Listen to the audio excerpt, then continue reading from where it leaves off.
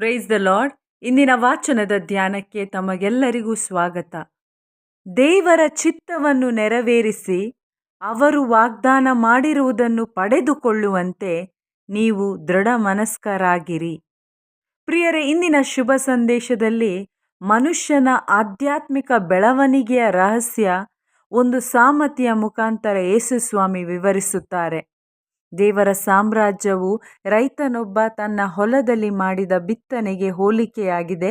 ಬಿತ್ತನೆಯಾದ ಬಳಿಕ ಅವನು ರಾತ್ರಿಯಲ್ಲಿ ಮಲಗಿರಲಿ ಹಗಲಲ್ಲಿ ಎದ್ದಿರಲಿ ಅವನಿಗೆ ಹೇಗೆಂದು ತಿಳಿಯದೆ ಆ ಬೀಜ ಮೊಳೆತು ಬೆಳೆಯುತ್ತಿರುತ್ತದೆ. ಭೂಮಿ ಮೊದಲು ಸಸಿಯನ್ನು, ನಂತರ ಹೊಡೆಯನ್ನು, ಆನಂತರ ತೆನೆ ತುಂಬ ಕಾಳನ್ನು ಕೊಡುತ್ತದೆ. ಪ್ರಿಯರೇ, ಇವತ್ತು ಮನುಷ್ಯನ ಆಧ್ಯಾತ್ಮಿಕ ಬೆಳವಣಿಗೆ ದೇವರ ಕೃಪೆಯಾಗಿದೆ. ಏಕೆಂದರೆ ನಮ್ಮ ಯಾವುದೇ ಸತ್ಕಾರ್ಯವಿಲ್ಲದೆ ಅವರ ಅನುಗ್ರಹದಿಂದ ಯೇಸುಕ್ರಿಸ್ತರಲ್ಲಿ ವಿಶ್ವಾಸ ಇಟ್ಟಿರುವ ಪ್ರತಿಯೊಬ್ಬರಿಗೆ ರಕ್ಷಣೆ ಅಥವಾ ಆತ್ಮಕ್ಕೆ ನಿತ್ಯ ಜೀವ ಲಭಿಸಿದೆ. ಈ ಅನುಗ್ರಹ ಸಕಲ ಮಾನವರ ಜೀವೋದ್ಧಾರಕ್ಕಾಗಿಯೇ ಪ್ರಕಟವಾಗಿದೆ.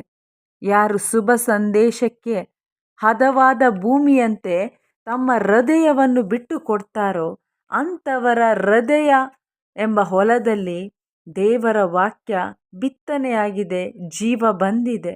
ಅದು ಸಸಿಯಾಗಿ, ಹೊಡೆಯಾಗಿ, ಧಾನ್ಯವಾಗಿ ಅಥವಾ ಕಾಳಾಗಿ ಫಲ ಕೊಡ್ತಾ ಇದೆ.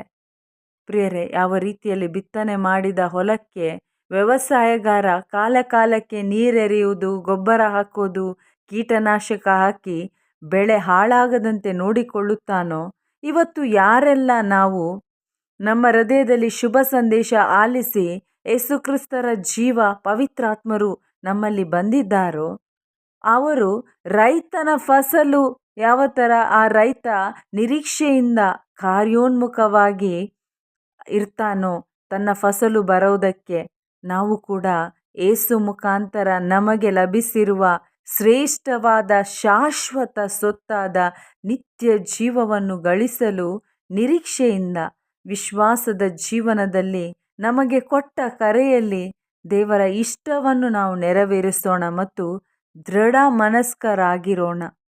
ರೈತನ ಸಹಕಾರವಿಲ್ಲದೆ ಬೆಳೆ ತನ್ನಷ್ಟಕ್ಕೆ ಬೆಳೆಯಲ್ಲ. ದೇವರ ವಾಕ್ಯವನ್ನು ನಾವು ದಿನನಿತ್ಯವೂ ಓದಿ ಧ್ಯಾನಿಸಿ ಇತರರಿಗೆ ಹಂಚುವಾಗ ಮತ್ತು ಪವಿತ್ರಾತ್ಮರಿಗೆ ನಮ್ಮ ಹೃದಯ ಬಿಟ್ಟು ಕೊಟ್ಟಾಗ ಖಂಡಿತವಾಗಿ ನಾವು ಬೆಳೀತೇವೆ.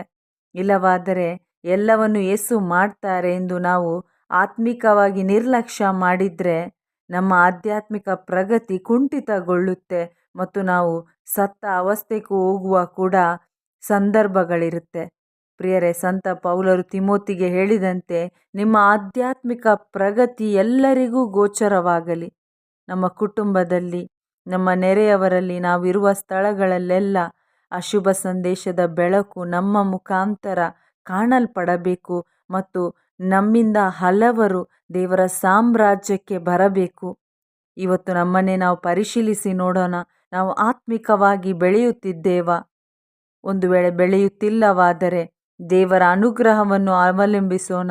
ದೇವರ ವಾಕ್ಯಕ್ಕೆ ನಾವು ಪ್ರಾಮುಖ್ಯತೆ ಕೊಟ್ಟು ದೇವರು ಬರ್ತಾರೆ ಎಂಬ ವಾಗ್ದಾನವನ್ನು ಲಕ್ಷ್ಯವಿಟ್ಟು ನೋಡಿ ಸತ್ಯದ ಅರಿವಿನಲ್ಲಿ ಮುಂದೆ ಸಾಗೋಣ. ಆಮೇನ್. Praise the lord.